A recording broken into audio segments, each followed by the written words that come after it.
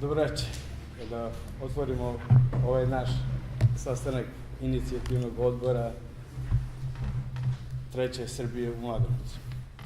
Prvo bih se zahvalio gostima koji su ovdje došli da nas podrže i naravno vama koji ste inicirali sve ovo što će se u narednom periodu dešavati u opštini Mladenovac i u sledećim dešavanjima na gradu. Večera sa nama su gospodin Aleksandar Protić, predsjednik Treće Srbije, zamenik predsjednika gospodin Miroslav Parović i član predsjedništva Bojan Panajlotović. Pa bih sad, pre nego što dam reč, da kažem sledeće. Prvo, ponosan sam na vas što ste ovdje večeras. Mi smo neka mala grupacija koja će u narednom periodu doneti mnogo toga prijatnog iznenađenja na političkoj sceni Mladenovca. I hvala vam za to. Sada bih dao reč gospodinu Miroslavu Paroviću, zameniku predsjednika, da predstavi sve ovo što nam sledi. Poštovani prijatelji, evo da vam se ja u svoje ime zahvalim i zaista vam puno hvala što ste večeras odlučili da dođete i da čujete šta mi kao jedna nova politička organizacija i pre svega kao novi ljudi imamo da vam kažemo i da vam poručimo i da tako kažem šta bismo voleli da se dogovorimo i šta bi negde trebali da budu zaključci, neki dogovori koje trebamo posle ove večeri da tako kažem ponesemo u kući pa da onda vidimo šta ćemo u kasnijem periodu da radimo sa tim. Ovako kad god idemo negde, a veoma često i veoma intenzivno sada obilazimo Srbiju zato što na mnogim mestima podižemo odbore i na mnogim mestima ovako kao ovde večera sa vama razgovaramo sa ljudima, prosto šta je to što bismo mogli zajedničkim snagama da uradimo da svima nama bude bolje. Jer svakako ako vama u Mladenovcu bude makar malo bolje, onda će i nama gde god drugde da živimo, evo konkretno i meni u Novom Sadu će biti bolje ako ne moram da razmišljam još o nekom kraju Srbije koji živi teško, a svedoci smo da Mladenovac danas, posle svih ovih godina i 90-ih i 2000-ih godina i te nesvesne privatizacije koje praktično, koliko sam čuo od ljudi iz Mladenovca, koje sam imao prilike da upoznam, koja je praktično zatvorila gotovo sva radna mesta koje ste ovde imali i koja je vas, iako se nalazite relativno blizu jednog velikog grada, ili ste u stvari sastavni deo jednog velikog grada, dovela do toga da ste manje više samo prosta najamna snaga koja ujutru mora da ustane da 40 km prelazi do grada i isto toliko da se vrati bez neke specijalne zarade i bez nekog, da tako kažem, normalnog i pristojnog života. Sad, postavlja se pitanje zašto je sve to tako. Naravno, odgovora ima puno, ali bih ja pokušao na jednom ovako ličnom primeru i nečemu što sam skoro relativno uočio, da pojasnim zašto je to tako, a opet s druge strane da probamo zajedničkim snagama da zaključimo da to može i drugačije, i u Mladenovcu i u ostatku Srbije. Ne znam da li znate, ali jako veliki broj ljudi iz Beograda svakog vikenda odlazi iz Beograda u Segedin, u stvari u blizinu Segedina, jer tamo postoji jedan broj banja koje oni posećuju vikendom. I sad ja sam baš imao prilike da razgovaram sa nekoliko njih i oni kažu pa da, to nam je najbliža banja u koju možemo da odemo i najkvalitetnija banja u koju možemo da odemo, nalazi se na svega 200 km od Beograda i kao to je nama jednostavno, ujutru se u subotu spakujemo, prenoćimo u subotu tamo, boravimo 2 dana u banji i uveč u nedelju se vratimo za Beograd ili neki drugi grad, ali sam uzeo Beograd kao primer zato što slikovito može da objasni ceo taj apsurd takvog jednog puta. Zašto to kažem? Nisam ni znao, a iako živim u Srbiji, da je Mladenovac kraj koji je veoma poznat po banjama. I da u Mladenovcu sem ovih nekoliko banja koje trenutno postoje i koje na ovaj ili na onaj način rade, može da se napravi još dosta takvih banja koji su mnogo kvalitetnije po svim parametrima ako govorimo o onim zdravstvenim potencijalima koje te banje mogu da imaju, mnogo kvalitetnije nego te banje koje se nalaze u Segedinu. A opet Mladenovac se u odnosu na Beograd, odnosno ono što nazivamo starim delom Beograda, nalazi na manje od 40 km. I sad, hajde da probamo da razmislimo. Znači, neki čovek iz Beograda prelazi 200 km, samo ako pogledamo koliko utroši na gorivo, putarine i ostalo, zamislite da taj novac, samo taj novac koji utroši dodatni od goriva i putarina, ostavi ovde, na još jedan obrok ili na još nešto što bi mogao da dobije u Mladenovcu. A da bi došao u Mladenovac, dakle, šta nam nedostaje? Dakle, nedostaje nam da mi ovde napravimo neke banje, da one budu na nivou kvaliteta tih u Segedinu, zato što prosto ljudi koji imaju neki novac tragaju za kvalitetom, a to je relativno lako ostvariti, naravno kada postoji dobra volja. Dakle, šta sad pokušavam da vam kažem? Mi imamo resurs, odnosno vi imate resurs. Vi imate ne samo resurs banje, imate plodno zemljište, jer ovo je praktično nastavak Panonske nizije sa najkvalitetnijim zemljištem, sa najkvalitetnijom mogućom klimom, gde možete da uzgajate svo moguće voće, povrće i sve moguće žitarice, dakle, celokupnu hranu možete da proizvodite i imate dvomilionski ili grad koji ima više od 1,5 miliona stanovnika u neposrednoj blizini. Dakle, jedan Mladenovac, i ne samo Mladenovac, dakle, nego celo ovo područje može jednom prosečnom stanovniku Beograda ili jednom prosečnom stanovniku Srbije, koji čak ne mora da ima preterano novca, može da ponudi jednu potpunu uslugu. Dakle, neko ko subotom ustane i želi da vikend provede negde van grada, za manje od pola sata može da dođe na teritoriju vaše opštine, da tu eventualno dođe u neku dobro opremljenu banju, da relativno lako dođe do Kosmaja, koji je takođe veoma dobar potencijal, prosto moguće napraviti staze za šetanje, za vožnje bicikla i tako dalje, i tu može da pojede relativno kvalitetnu hranu, idealno organski proizvedenu ili na neki od ovih načina koji ne podrazumevaju previše upotrebu raznih pesticida i tako dalje. I sad se postavlja pitanje, a zašto se to ne dešava? I možda drugo pitanje, u kojoj meri se to uopšte dešava? Ako se uopšte dešava. I mislim da je odgovor tu i da je problem u svima nama zajedno. Dakle, mi imamo državnu vlast, ne samo sada, nego već 20-30 godina unazad koja nam priča priče. Pričaju nam o Evropskoj uniji, ranije su pričali o velikoj Srbiji, sad nam dolaze šeici, pre toga su nam dolazili Italijani, prekosutra će nam dolaziti Kinezi, Japanci, Marsovci, ne znam ko će sve dolaziti i svi će graditi, da li Beograd na vodi, da li pruge, mostove, ne znam ni šta sve nisu gradili, naravno, na kraju se ništa od toga nije desilo. A da mi pritom nijednom nismo rekli, pa hajde da uradimo nešto što zaista možemo. Zašto nismo napravili ovo što već ovde imamo? Znači, potencijali nam propadaju, potencijali nam leže neiskorišćeni, a mi pričamo o Beogradu na vodi. Znači, to je jedna problematika. S druge strane, problematika postoji svima nama. Jer ako mi, ili vi u Mladenovcu, kako god to nazovemo, evo ja večeras sam jedan od vas, znači ako mi u Mladenovcu ne uspevamo da se organizujemo i ne uspevamo da iskoristimo ono što imamo, a na primer imamo, ajde da stavimo banje po strani, da tu je potrebno dosta ulaganja da bi se napravili smešteni kapaciteti, da bi se napravili kvalitetni hoteli i ostalo, znači, ali ako imamo mogućnost da proizvodimo zdravu hranu, onda se postavlja pitanje, a zašto je ne proizvodimo? Zašto mi nismo organizovani i zašto mi nismo spremni da branimo tržište od hrane koja ulazi ko zna odakle?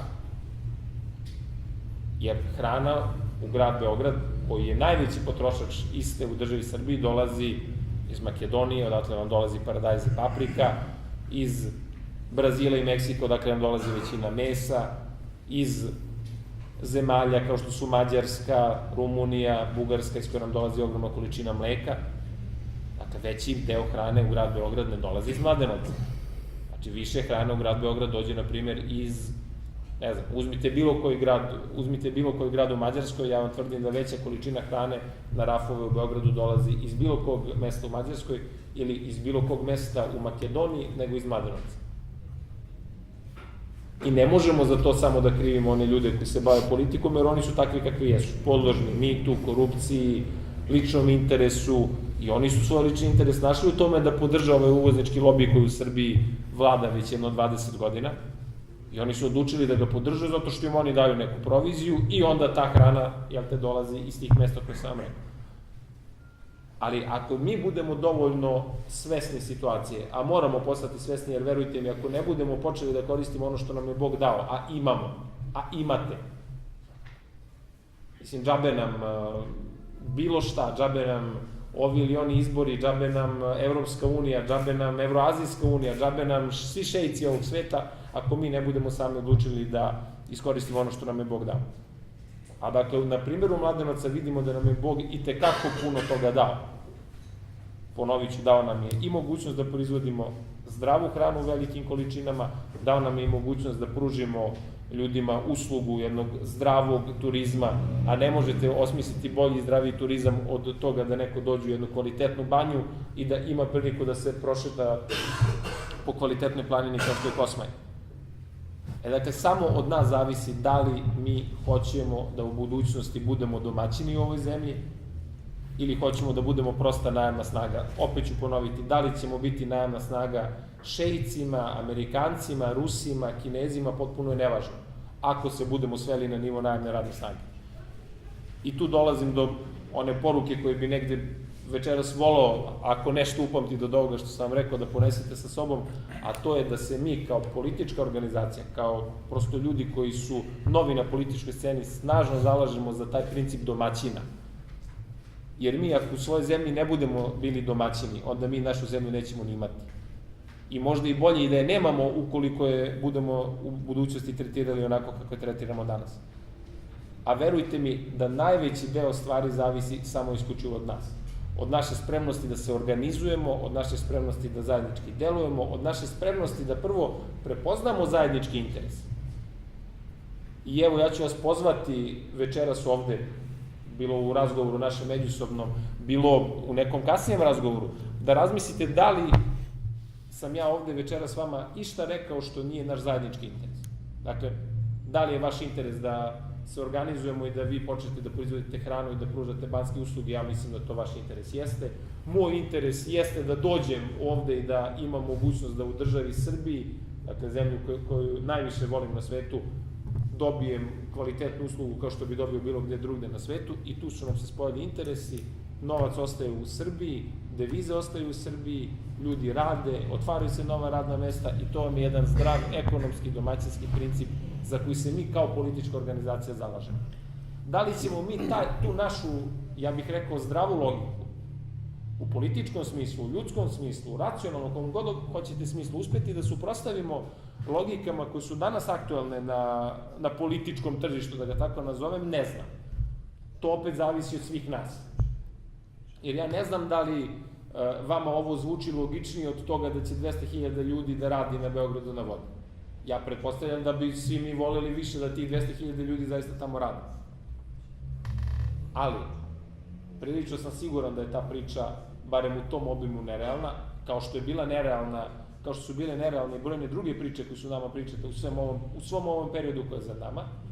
Mi vas pozivamo na nešto što je normalno, na nešto što je ostvarivo i na nešto što mi svi zajedno možemo da realizujemo.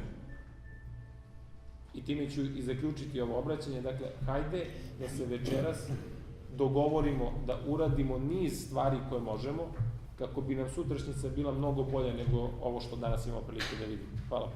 Mnogo je toga inspirativnog rečeno malo čas, a ja želim da vam kažem da jedna od novih stvari koje mi nudimo, a praktičan primer videli ste malo čas, gospodin Parović vas poziva da razmenimo mišljenje, da iznesete svoj sud, kritiku, ocenu, da mu kažete gde nije bio u pravu ili gde jeste bio u pravu i da zajednički saberemo ideje i da donesemo neke zaključke.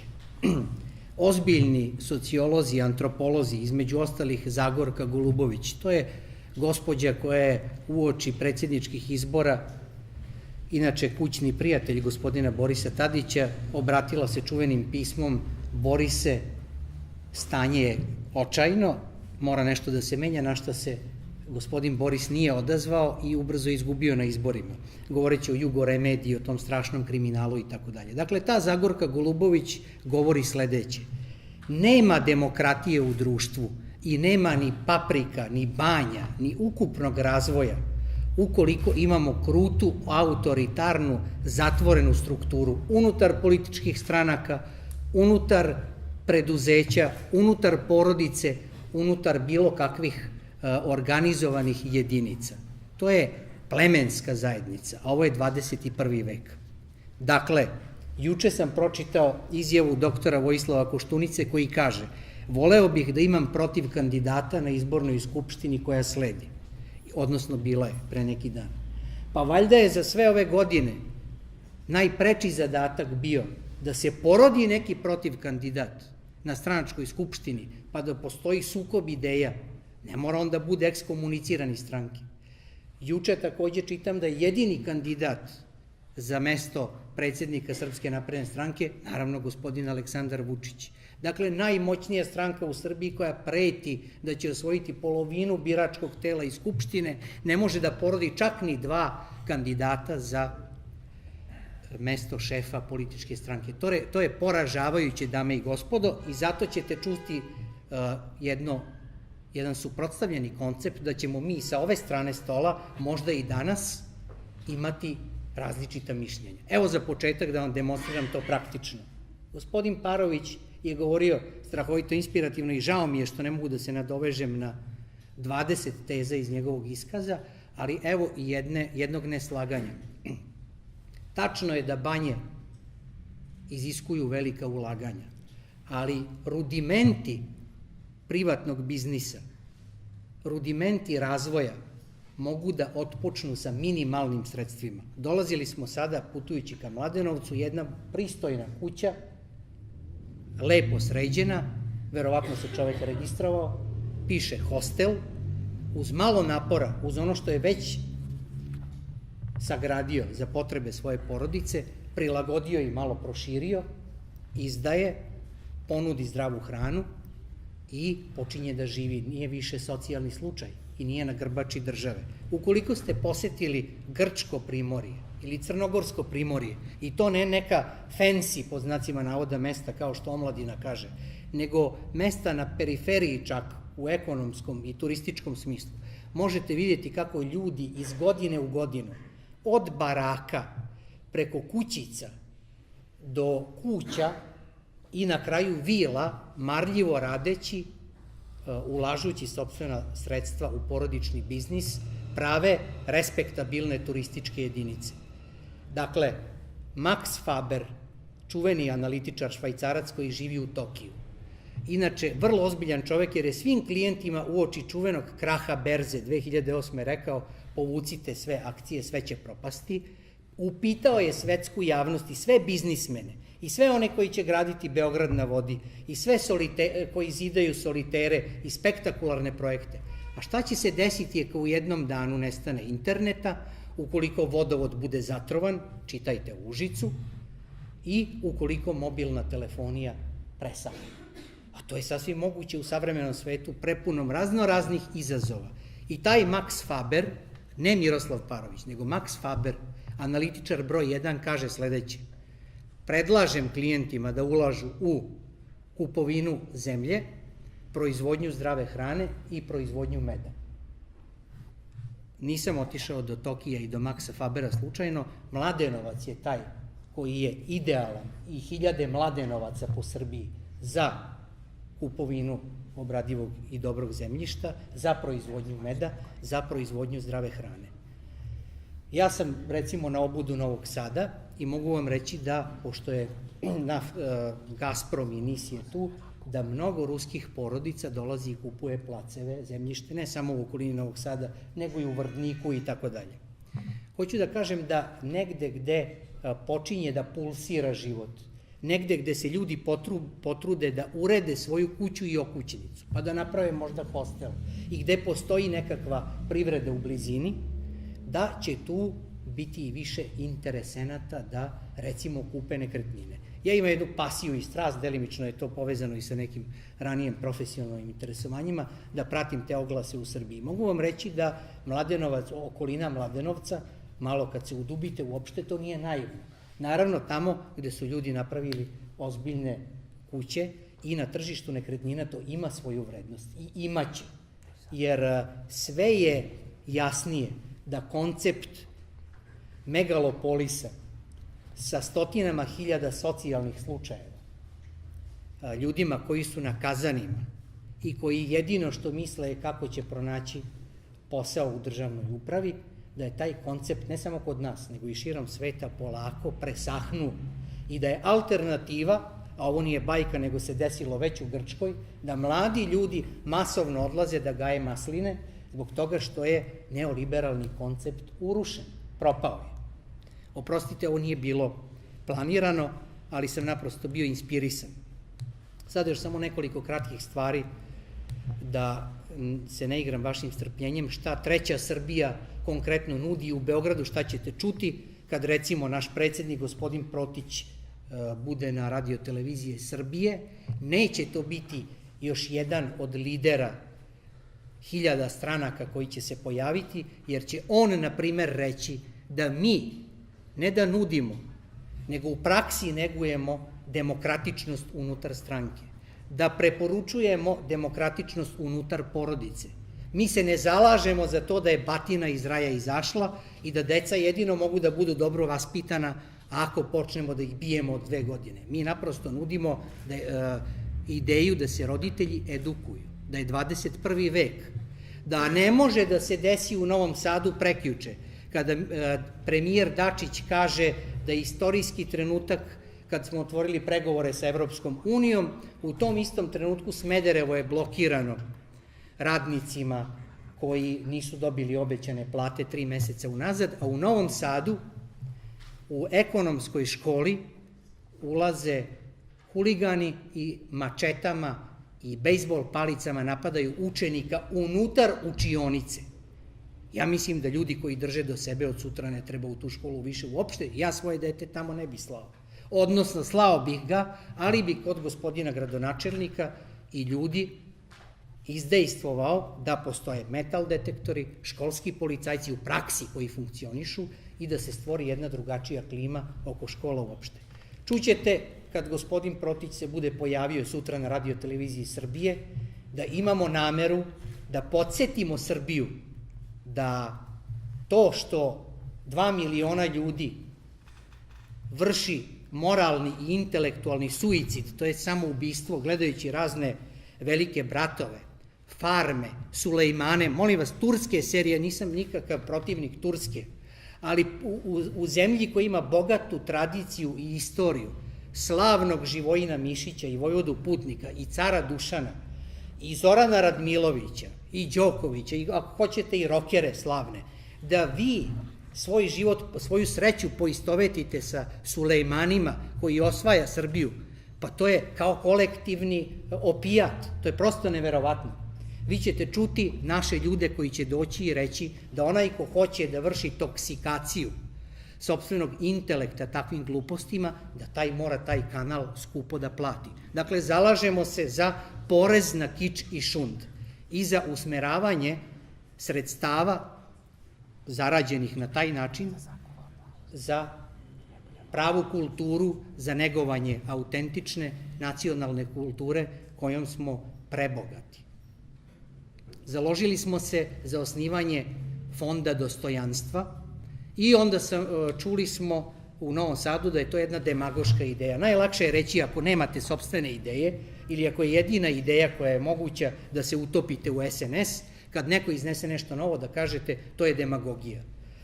Fond dostojanstva podrazumevao je osnivanje jednog fonda da u Srbiji niko ne bude gladan, žedan i dok je zima da mu ne bude hladno. I napali su nas za to, a istoga dana saopšteno je da ambasador u Njujorku ima vilu čije zakupljivanje košta $7.000 mesečno, a Zorica Tomić, bivša ambasadorka pri UNESCO, je samo za stan i džeparčić imala oko $10.000 mesečno. Pa ekonomski ambasadori i apsolutno bogatstvo koje se rasipa na besmislene stvari, uštedama može da se koncentriše u jedan takav fond dostojanstva, da bi zaista siromašni ne jeli skromne obroke, nego pristojno mogli da se obuku, nahrane i ogreju. Matematičari su to izračunali i sve je to proverljivo. Podneli smo inicijativu, pošto smo parlamentarna stranka u Skupštini Republike Srbije, imamo jednog poslanika, protiv prosjačenja na ulicama i tako dalje i tako dalje. Vidjet ćete to na sajtu, da ne kradem vreme previše. Nudimo konkretne predloge, konkretne ideje, konkretna rešenja i za Mladenovac, i za Novi Sad, i za Surdulicu, i za Srbiju u celini, sprovodive u praksi, i treba nam podrška zdravomislećih, normalnih, poštenih ljudi koji nose na svojim ramenima sopstvenu glavu, žena i sopstveni mozak, a ne Sulejmana i velikog brata. Hvala. Dobro večer svima i hvala vam što ste došli. I ja uvek na ovim skupovima kažem da meni uvek pripade protokolu, tako da poslednji govorim, što zapravo bude negde i najnezgodnije, jer kao što reče gospodin Panotović, mi imamo to jedan dosta demokratski princip da svako priča šta hoće i koliko hoće, i onda to ume da bude dosta opširno.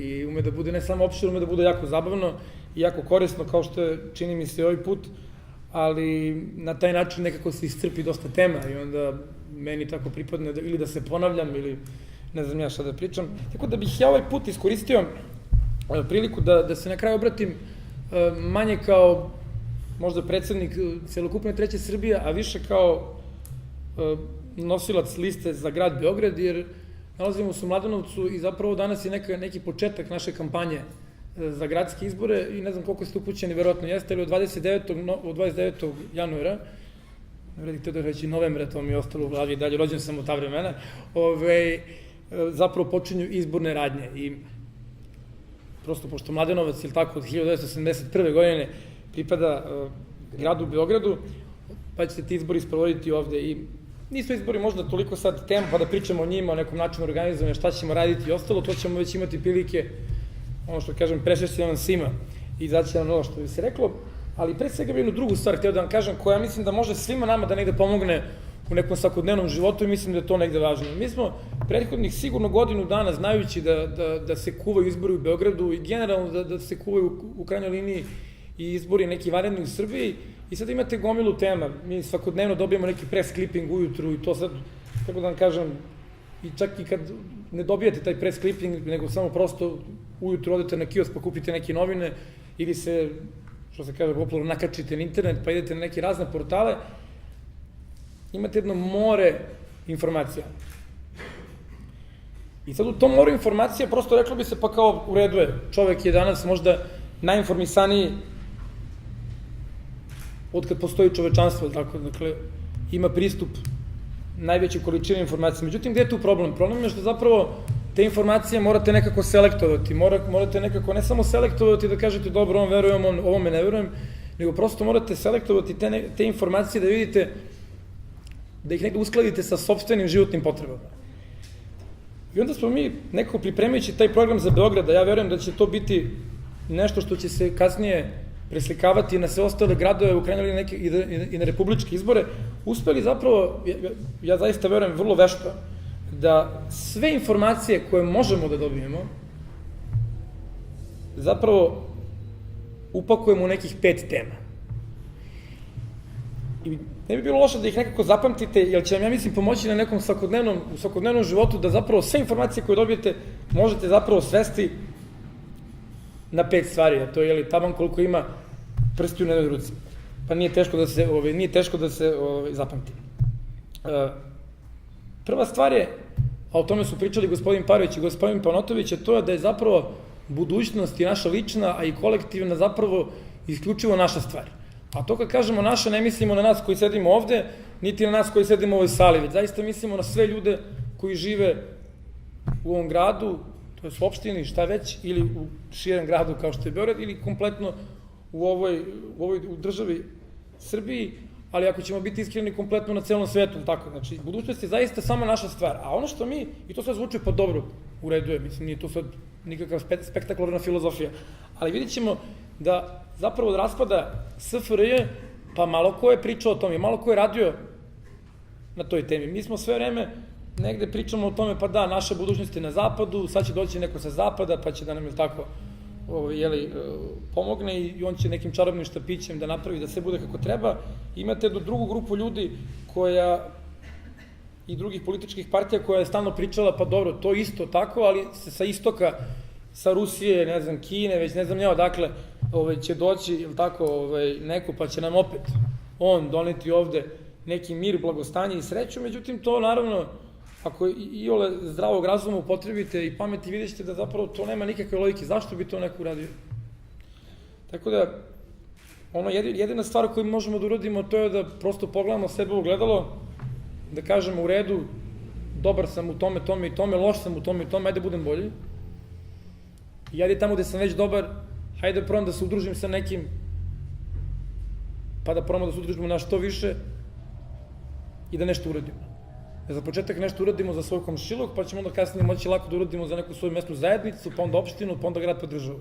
I moramo raditi skokovito, znate, ako mi sad vidim da je popularno u poslednjih godinu dana u ovoj vladi, a bilo boga mi ranije, se predlažu neke zaista mere, neki, ne znam, kvantni skokovi ili već ne znam nija šta, to prosto nije normalno, znate, ne možete vi očekivati od ljudi koji nisu navikli da naprave pošteno nijedan korak kako treba, a prosto tako su nas navikavali od 45. godine, da sad neko jedan put skače s motkom u vis. Znate, to je malo, prosto, malo je to vređanje običnog čoveka. I kažem, eto, sve informacije koje ikada budete imali u žutu, kažete, evo, nama zapad nudi ovo, istok nudi ovo, ne znam nešto, ali uvek nekako to filtrirajte kroz tu informaciju da zapravo moramo mi da vidimo šta im možemo s naših 10 prstiju da uradimo, pa ćemo onda lako da vidimo s kim ćemo još da sarađujemo sa leva, desna, istoka, zapada, severa ili istoka, ali ako mi u naših 10 prstiju ne budemo imali znanje, ne budemo imali volju za radom, teško nama neko može bilo šta da pomogne.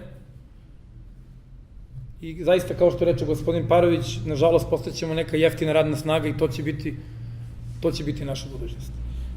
Druga stvar, to je, ja kažem, druga tema u koju zapravo možete upakovati na stotine hiljada različitih informacija, jeste, hajde da uklapa se naravno i s ovom prvom, a to je, hajmo da vidimo da sami uradimo moguće.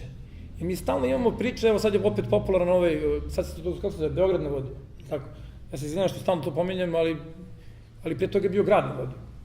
To je bez onog B, to je razlika. I drugi bio investitor, ovde to sad neki ili tako arapski, a tamo je bio gospodin Beko, čini mi se. A pre toga, ne znam da li se sećaju, mlađi se vjerojatno ne sećaju, ali ovi iole stariji u koje spadam ja, sećaju se čuvenog Europolisa, koji je zapravo bio manje više isto to. I kao što vidite, ja nemam ništa protiv ni trećeg projekta, ništa nije sporno u dobrim projektima, ali ako se ti projekti realizuju. Problem postoji ako vi konstantno pričate o nekim projektima koji se ne realizuju. To vam je kao projekat ulaska u Europsku uniju, da vi stalno licitirate s nekim godinama. To je kao kada biste, ne znam, imali kući, vi ste recimo muškarac, imate kući ženu i ona vas pita, ne znam, kad ćemo da imamo dete, a vi kažete, pa evo sledeće godine, pa za 3 godine, pa za 5, pa kažete za 10, pa ona će da vas napusti, mislim, to je nemiljeno.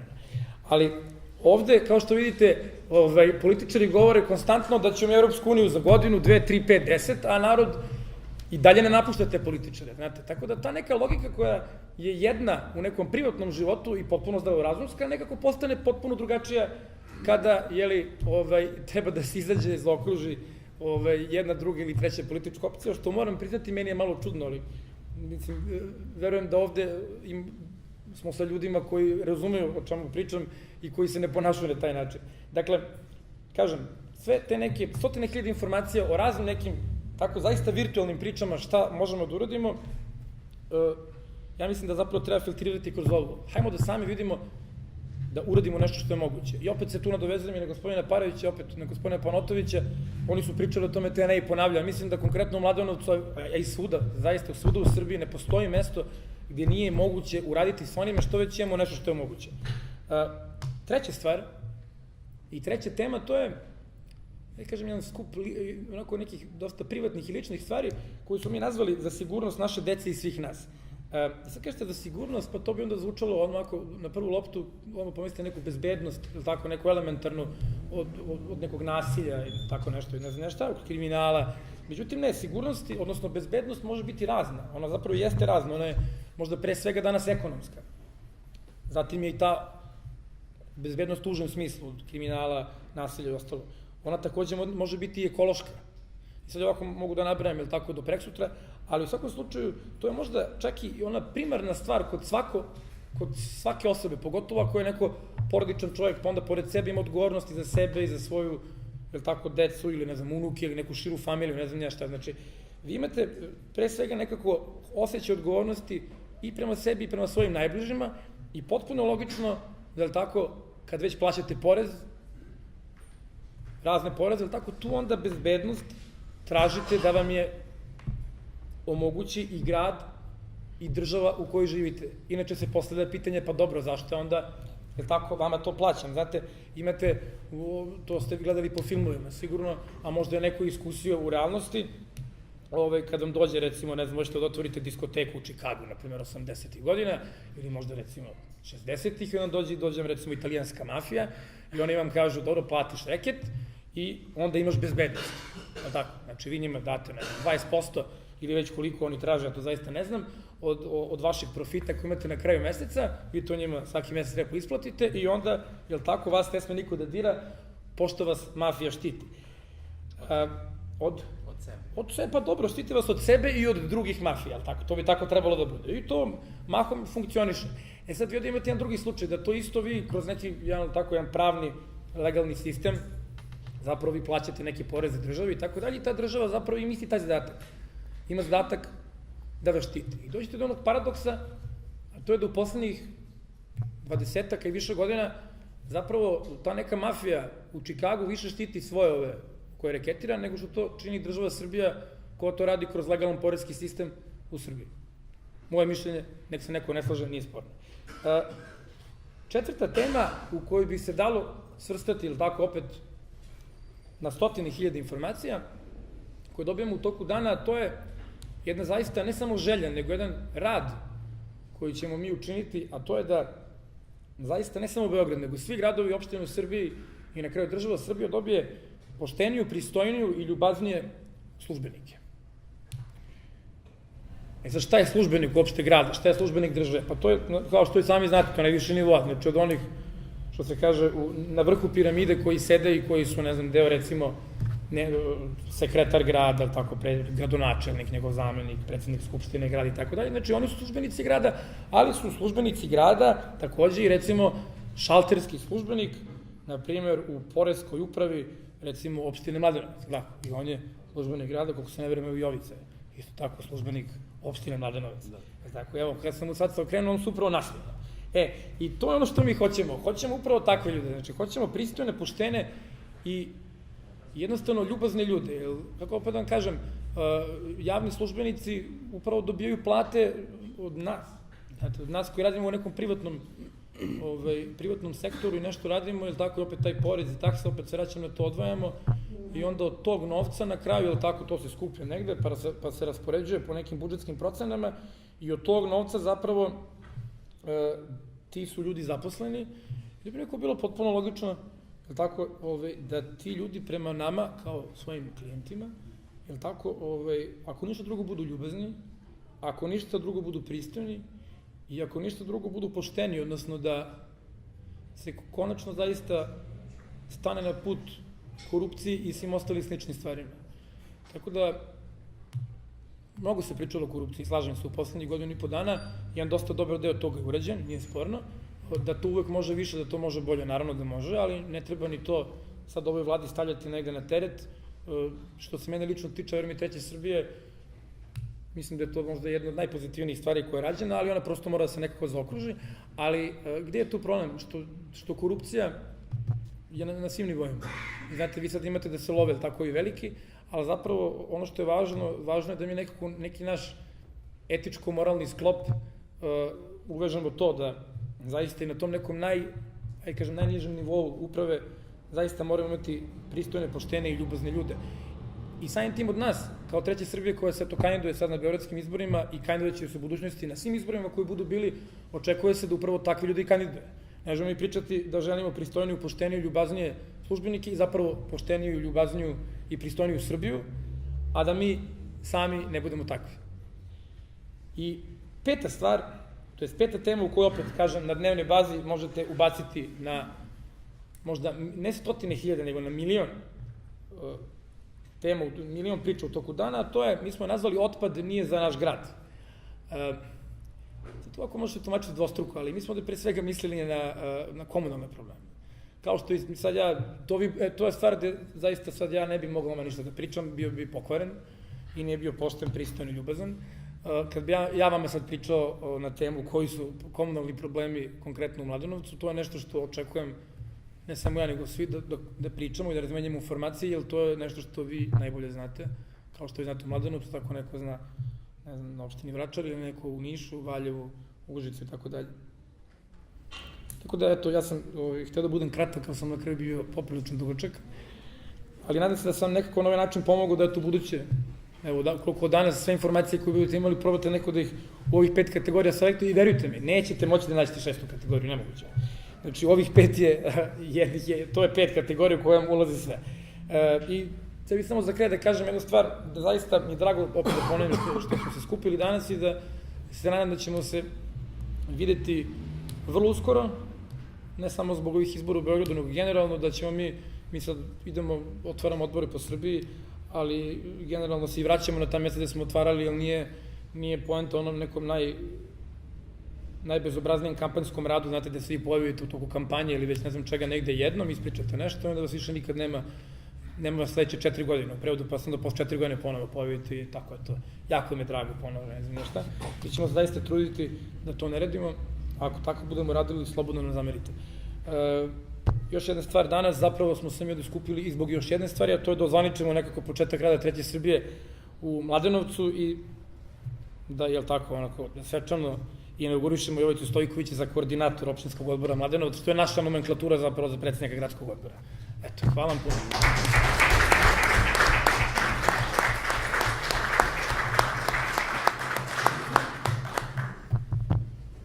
Hvala, sad bih da vi preuzmete reč, da postavite neka pitanja šta vas zanima u dalje grada i sve što možemo da pomognemo, to je predsjednik i ostali, šta mogu da vam reći večeras ovde za dalje rad. Izvolite. Mada, pošto nam je iskustvo svakim tribinama da uglavnom ljudi ne vole da budu ovako formalni. Ma nije sporo, možemo i u hodniku, nije uopšte sve jedno. Možemo međusobno, jer uopšte nije bitna forma. Bolje reaguju tako. To i jeste, može... Pa jeste, nemoj ljudi da budemo formalni, nema potrebe. Ima dosta ovih formalni. Onda da za večeras završimo za ovo viđenje, ovo predstavljanje, pa za sledeći put da se pripremimo, sad može ovako malo da zapalimo po cigaretu i da se ispričamo neformalno. Pa ne, ja mogu za kraj da kažem nešto, ja mogu da kažem za kraj, pošto ovo je sad...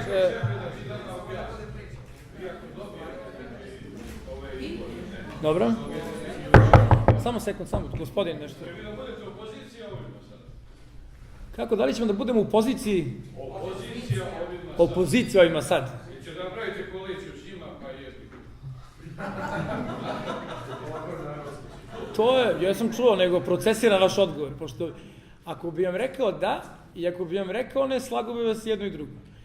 Zato što nije poenta kakav dres nosi, nego kakve su mu namere, to jest kakve su mu ideje i kakve su mu namere u sprovođenju tih ideja. Ako namere u sprovođenju ideja budu kakve ne trebaju, onda apsolutno opozicija. Ali ako namere budu ideje i namere budu dobre, onda nema razloga da se dobre ideje i dobre namere podrže. Eto, to bi bio pristojan, pošten i ljubazan odgovor. Da, apsolutno. Svakima treba kontrola, da. Samo jednu rečenicu. Danas su gradski čelnici u Novom Sadu uz prisustvo predstavnika Srpske pravoslavne crkve i ostalih obeležili dan racije, kada su fašističke snage pobacale pod led na hiljade žena, dece, staraca i tako dalje. Recimo, pretprošle godine se ta racija obeležavala, a da nisu bili prisutni, recimo, predstavnici Srpske pravoslavne crkve. I svemu tome daleko manji značaj pridodat. Hoću da vam kažem, nije uvek suština, razumeo sam šta vi kažete i naravno da mnogo toga ne valja, ali biti uvek u opoziciji znači da su vam ruke svezane. Nekad kada ste u vlasti, ako imate manevarski prostor, možete mnogo toga da učinite za sopstveni Mladenovac, sopstveni Beograd, Novi Sad ili Srbiju.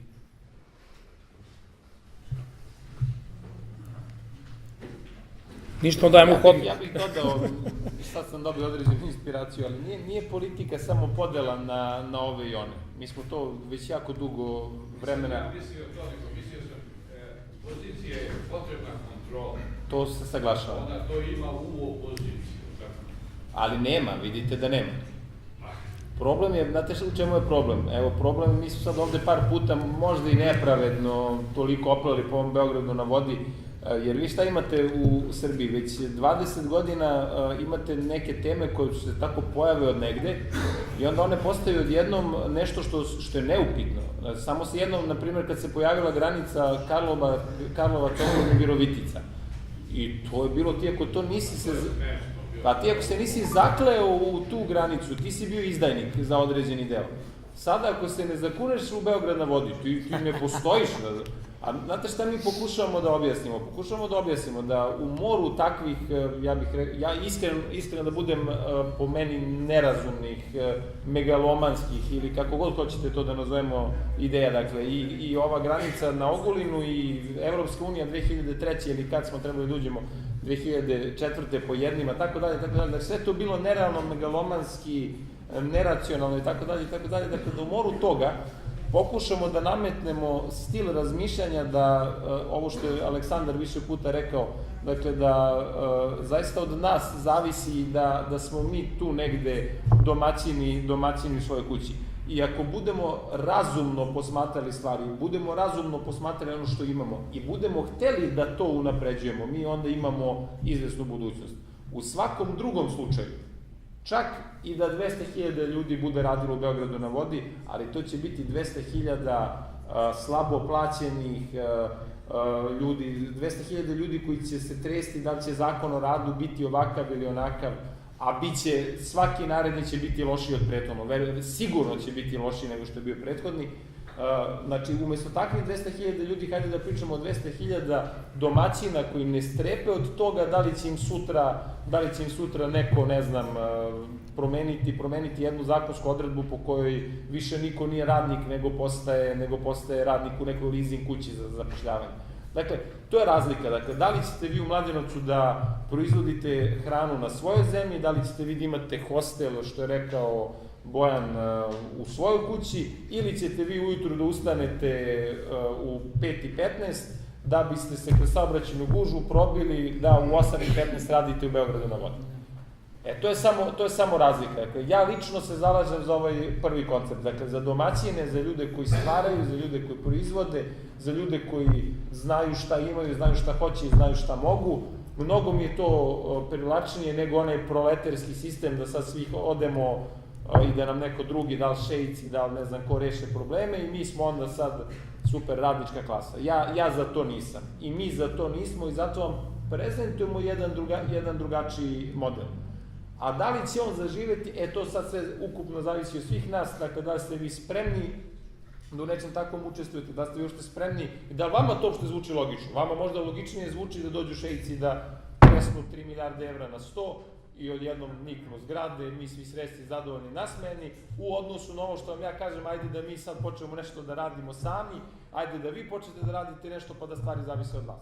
Dakle, tu je sad spor ideja i po meni tu nije priča pozicije i opozicije, mada se to sad sve svodi. Možda će mene sutra u Kuriru dopletu da sam saradnik tajkuna zato što sam nešto rekao protiv Beograda na vodi. Nije nemoguće. Ali, Bože moj, ja sam izneo to iz čistog uverenja da država Srbija treba da funkcioniše na jedan drugačiji način. I spreman sam da sa tim idejama, i mi smo spremni da sa tim idejama izađemo pred ljude i da se, što bi rekli, izvagamo.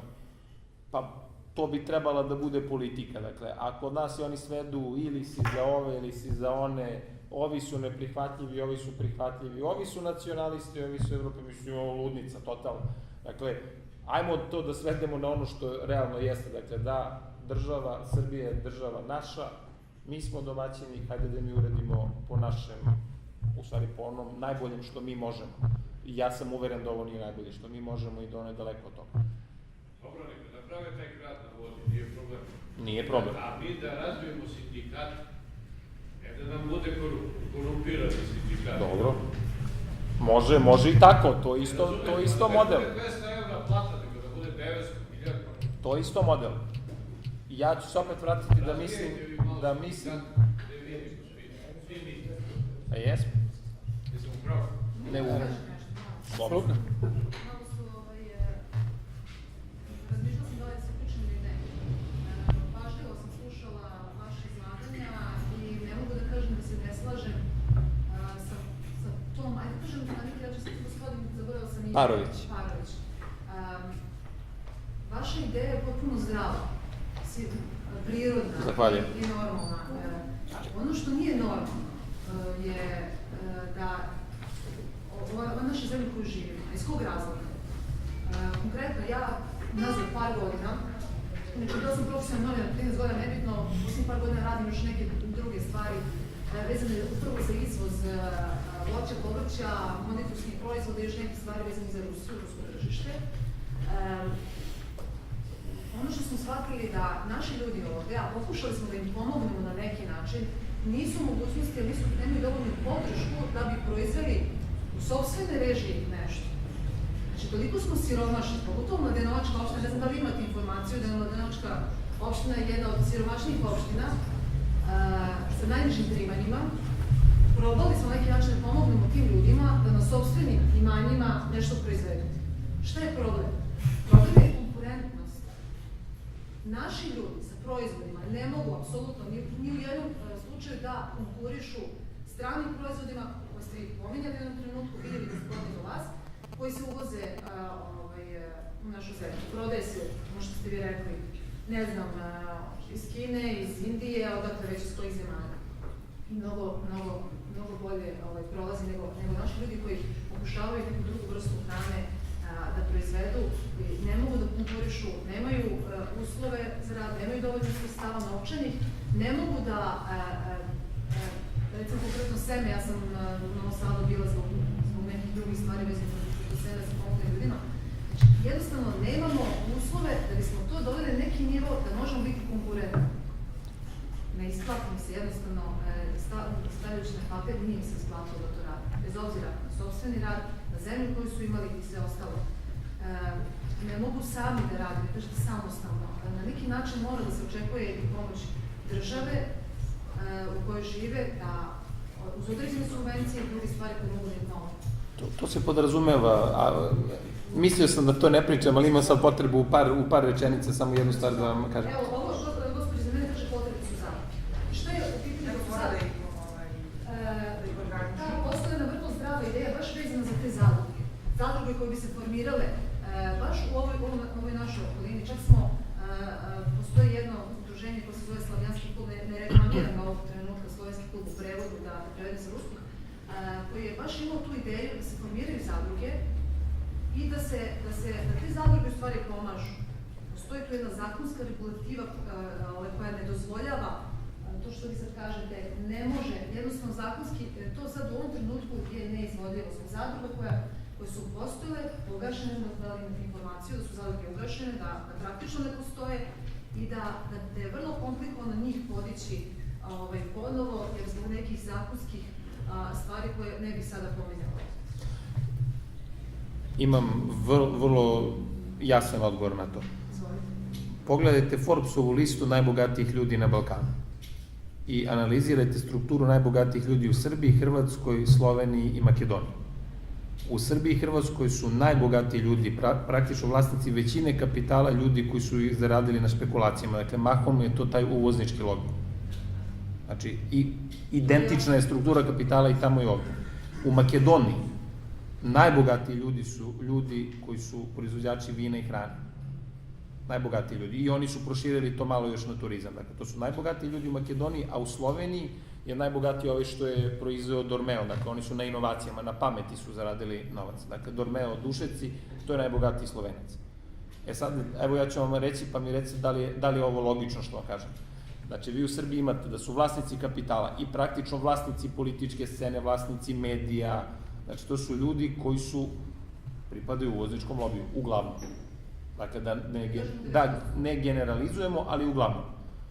Njihov interes je da se ovde ne proizvodi, nego da se roba uvozi, jer oni na tome zarađuju. I onda im ne trebaju ni radnici, ne trebaju ništa, treba im akt tašna, da malo podele mita po političkoj sceni, na carini, već gde treba, ulazi roba bez kontrole, bez carina i tako dalje, i mi smo preplavljeni, na primer, paradajzom i paprikom iz Makedonije. A u Makedoniji je vlasnik kapitala onaj koji je proizvođač. I sad vas pitam, da li mislite da je, na primer, taj makedonski vlasnik kapitala se dogovorio s ovim našim i rekao, ajde, pošto vi već ne proizvodite, uzmite vi moj paradajz i papriku, jer je to meni interes, ja tim upostavljam svoje kapacitete, ja time zarađujem novac, vi svoju proviziju od uvoza dobijate pa dobijate, vi meni dajte devize iz Srbije, ja svoju proizvodnju unapređujem i u Makedoniji se isplati proizvodnja paradajza i paprike, vina i tako dalje, a u Srbiji ne. A kakva je razlika, na primjer, između Srbije i Makedonije? Po meni samo u tome. Dakle, šta je dominantna logika u jednom društvu? Ako je dominantna logika u jednom društvu, koja je nametnuta i od gore i od dole, dakle, i narod nameće logiku, a i politika treba da nameće neku logiku, tamo je dominantno, daj da proizvodimo. I oni proizvode, nama izvoze gotov proizvod, nama izvoze prvi paradajz, nama izvoze lubenicu, nama izvoze sve moguće, od nas uvoze sirovinu, uvoze kukuruz i uvoze električnu energiju. I znači mi u Srbiji smo žrtve špekulanata. Sad je suština, znači ako mi politički delujemo tako, i ako se dogovorimo da politički treba da delujemo tako, da od države pravimo, odnosno da državu Srbiju organizujemo kao proizvođačku državu, dakle da mi pravimo nešto, da koristimo ove potencijale koje imamo, o kojima smo pričali večeras na jedan ili na drugi način, onda svi ovi problemi koje ste vi navodili bivaju rešivi u jednom danu. Zakon se menja u jednom danu. Zakon se menja, pa dolazak na vlast, to vam je jedini način, dolazak na vlast onih koji to imaju kao prioritet.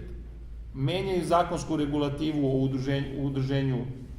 udruživanju u zadruge, menjaju zakonsku regulativu o finansijskom sistemu, omogućuju da i te zadruge, na primjer, imaju svoju kreditnu mogućnost da kreditiraju, danas nemate, omogućuju mikrofinansijske institucije, danas ih u Srbiji nemate, štite zakonskim i podzakonskim aktima tržište na raznorazne načine. Dakle, evo ja ću vam reći, ja se ne bi libio od toga da, evo kunem se ovde pred kamerama, ću reći, ja se ne bi libio od toga da tvrdim, evo da ja izađem pred kamere i da kažem da je otrovno vino iz Španije. Da izazovem paniku da bi naš proizvođač mogao da proizvodi vino. Ja se toga ne bi libio, zato što se to ni jedna druga država ne libi u svetu. I to vam je mehanizam. Ali to vam je mehanizam tek onda kada imate odluku da tako koncipirate društvo. A mi smo danas društvo koncipirali da smo prosto konzumenti kiča i šunda na televiziji, hrane, evo ja sam danas gledao, otvorit ću vam, danas je izašlo u javnost nešto što mi znamo godinama, a to je da uvozimo trulo meso iz Evrope, uvozimo trulo meso, evo ljudi, pre neki dan je dašli, ne mogu sad da nađem, fotografija gde ljudi iz blata vade one šunke i da prerađuju salame. To vam je radio Matijevi, to su vam radili ovi raznorazni naši proizvođači, uvoze meso iz Argentine, Brazila, što je ludnica. To mi dajemo našoj deci. Uz farmu velikog brata dajemo im viršlu od trulog mesa. Verujte mi, ne postoji druga, znači mi sad možemo da pričamo šta nama sve treba i to svi znamo, ali bez toga da napravimo politički sistem, da dođu na vlast ljudi koji imaju prioritet ovo o čemu mi pričamo i ovo o čemu vi pričate, od toga neće biti ništa. Stalno će nas zamajavati s nekom krupnom temom, evo na primer, 3 milijarde evra za Beograd na vodi, znači za jedan fancy shopping centar, otprilike, ništa više od toga. Zamislite da 3 milijarde evra, da se dogovori država, da kaže nama, izvinjavamo se Arapi, nama to manje treba od sistema za navodnjavanje. Ajde da uložimo 3 milijarde evra u sistem za navodnjavanje, dajte nam taj kredit koji ćemo svakako uzeti da napravimo sistem za navodnjavanje u Srbiji. Ja vas pitam, da li bi to bila bolja investicija? Bila bi bolja investicija. Osluškujući ljude, redovno to radimo s tom nekako... Ali izvinite, ružnije zvuči kad kažete imat ćete kanale za navodnjavanje, jer onda ćete nešto morati da radite i to ne može da se prikaže kao jedna lepa slika i maketa na televiziji, nego kad kažete imat ćemo Beograd na vodi. Većina ljudi koji odu u Mladenicu bore se za, ja ne radim u javnom preduzeću, bore se da dođu u javno preduzeće, da bi sedeli i ništa ne bi radili, a imali neka primanja, koja su, ajde kažemo, za ove neke naše usluge pristojne jedino u tim javnim preduzećima. Prosto treba dati od glave od dnevnog reda, da krenemo neke druge situacije, jer sve to lepo, kažem, potpuno se slažem sa vašim idejama, to je prirodno, normalno i može da podigne ovu našu zemlju, ali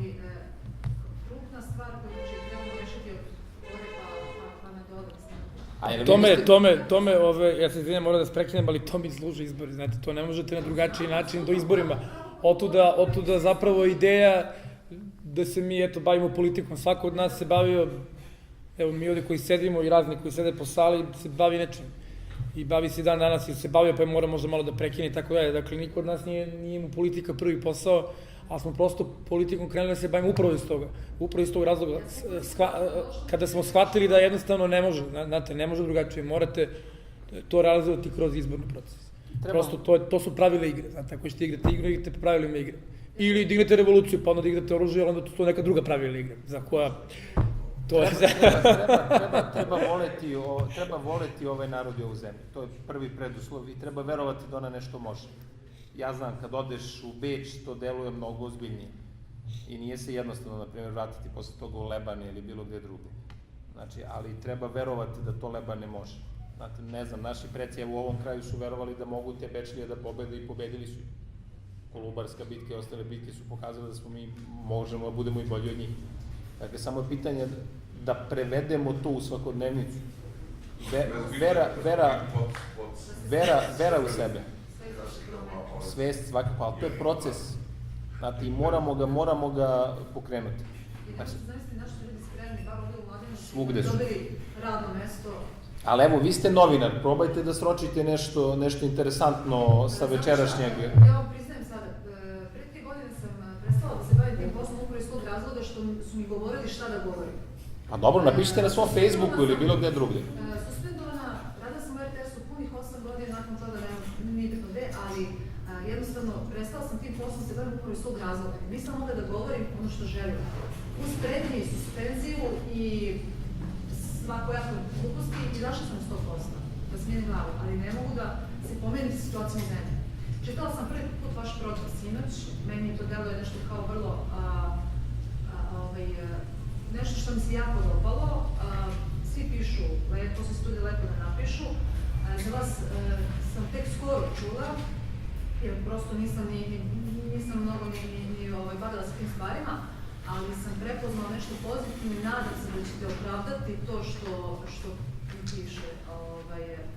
Razlikujete se puno od drugih o kojima sam i čitala i prisustvovala njihovim konferencijama i slušala te ljude.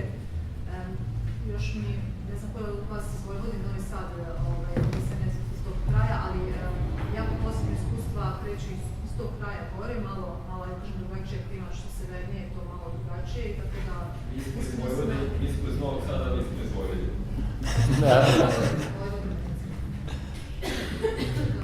Hvala vam puno na tome. Nadam se da ćete reći nešto lepo i o okruženju svom. O nama, mislim, ono što ste ovde čuli i videli. A mislite vama u ovom okruženju? Pa da, to. Kažem se da prenesem svoje...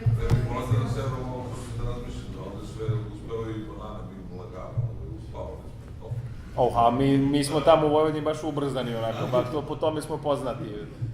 Vi imate malo nas kao na steroidima, mi smo malo atipični. Ne ljudi, verovati u sebe, to nam je ključno. Zato smo i ovde večeras. Da, zato smo i ovde između ostalog večeras. Svi mi verujemo, imamo mnogo pametnijih stvari koje bi mogli da radimo, ali mislim, čudo je kako još i ovoliko energije ima u ovom narodu koji je onako izmrcvaren na raznorazne načine i nama je mislim, posljednji čas da se trgnemo i da probamo da uradimo nešto, a uveren sam da hoćemo. Zato bi se malo mazohističko da nastavimo na... I to jesmo. Možemo dosta da izdržimo, samo pitanje dobro. Jeste, ali mislim da je... Ne znam, ja bih da završim ovo, da ne bih završili u nekom mračnom svetu.